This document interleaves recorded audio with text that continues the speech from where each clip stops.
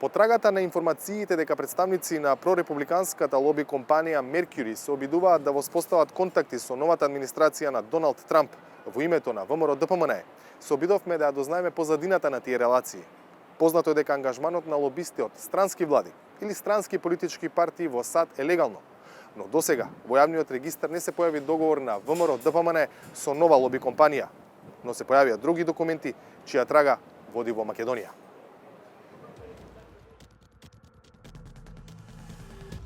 Првата трага во истражувањето беше овој документ, објавен во официјалниот американски регистар на договори за лобирање на 22 февруари оваа година.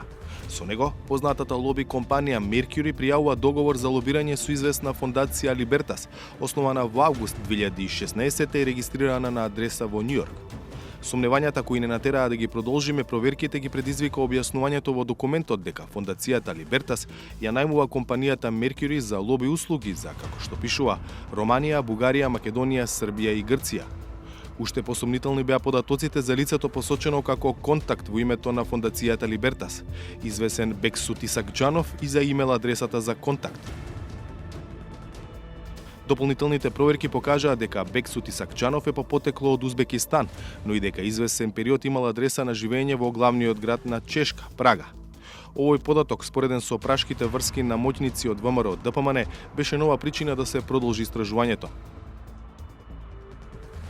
Клучниот елемент до кој дојдовме и кој ги вкрстува интересите на активностите на ВМРО-ДПМНЕ, фондацијата Либертас и лоби компанијата Mercury е овој документ од архивата на Американскиот сенат, кој датира од август 2016 година, само неколку дена по формирањето на фондацијата. Со него, меѓу лобистите на Mercury што официјално се пријавени дека ќе даваат услуги на фондацијата Либертас е и Адам Ерели, поранешен американски амбасадор во Бахрейн и заменик портпарол на Стейт департментот. Адам Ерели лично е потписник на текст во кој отворено се критикува работата на специјалното обвинителство на Катица Јанева, објавен во The Hill во ноември 2016. Медиумите блиски до ВМРО-ДПМНЕ тогаш во еден глас го пренесоа текстот на Адам Ерели. Еден од највлијателните американски весници The Hill објави критична колумна за работата на специјалното јавно обвинителство со наслов "Треба и да го практикуваш тоа што го проповедаш". Политичките испади на СЈО и Катица Јанева се потешко се прикриваат и покриваат. Авторот Адам Ерели пишува дека Јанева ја злоупотребува својата моќ и го оцрнува судскиот систем во Република Македонија. The Hill и во минатото беше форум во кој се објавуваат текстови со кои се поддржува ВМРО-ДПМНЕ и се критикува СДСМ, дел од нив подоцна пријавени од лоби компаниите на ВМРО-ДПМНЕ како платени лобистички објави.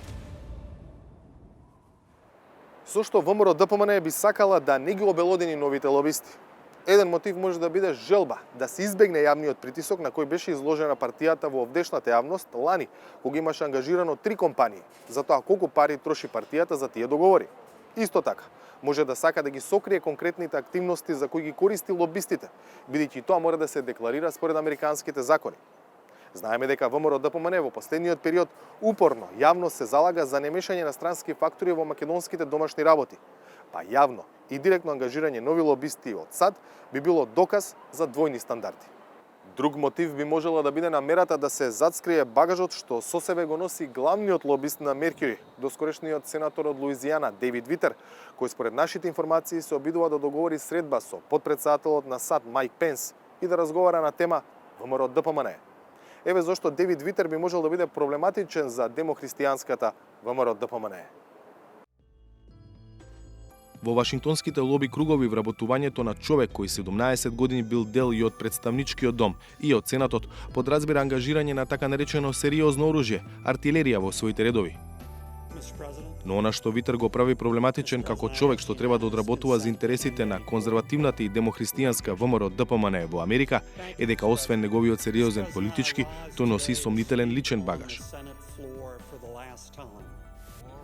Пред 10 години тој стана познат поради секс скандал. Се утврди дека користел услуги на проститутки во случај што медиумите го нарекоа Мадам Вашингтон. Тој ја призна вмешаноста. Немаше кривична одговорност, иако беше повикуван на морална одговорност, зашто во политичката кариера јавно промовирал семени вредности, наспроти неговите излети надвор од бракот, во кој има 4 деца. I want to again offer my deep sincere apologies to all those I have let down and disappointed with these actions from my past. I am completely responsible, and I'm so very, very sorry.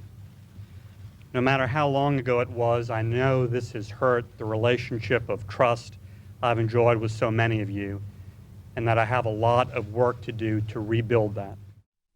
The good people of Louisiana. Скандалот го следи Витер до крајот на неговата политичка кариера што се случува минатата година. Тој претрпува сериозен пораз на ланските избори за гувернер на Луизијана.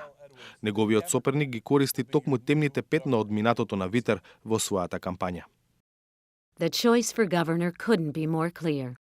John Bell Edwards, who answered our country's call and served as a ranger in the 82nd Airborne Division.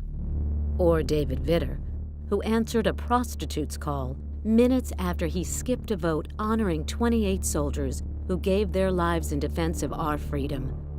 David Vitter chose prostitutes over patriots. Now the choice is yours. Овој документ открива дека Девид Витер на 23 февруари пријавил пред американските власти дека лично ќе лобира за потребите на фондацијата Либертас. Прашавме во ВМРО ДПМН какви се врските на партијата со компанијата Меркюри и со фондацијата Либертас. Ни одговорија дека ВМРО ДПМН нема релации со овие два субјекта. Наспротив ваквиот одговор на партијата, 360 степени вечерва реши да ја отвори оваа тема и да ви ги понуди фактите што ги покренуваат дилемите за нови лоби контакти на ВМРО ДПМН во Соединетите Американски држави.